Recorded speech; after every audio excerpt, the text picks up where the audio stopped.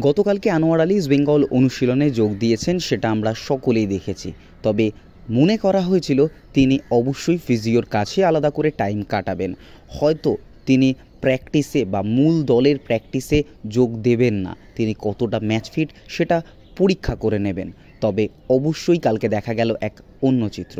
আনোয়ার যোগ দিলেন প্র্যাকটিসে, তারপর ছোট ছোট দলে ভাগ করে যে সিচুয়েশান প্র্যাকটিস হলো তাতে কিন্তু আনোয়ার স্বতঃস্ফূর্তভাবে যোগদান করলেন। যেখানে হিজাজি মাহের লাস্ট ম্যাচে পায়ে স্ট্র্যাপিং করে খেলেছে, হেক্টর উস্তে এখনও পর্যন্ত কলকাতায় এসে পৌঁছায়নি, কবে আসবেন তা নিয়ে সংশয় তৈরি হয়েছে।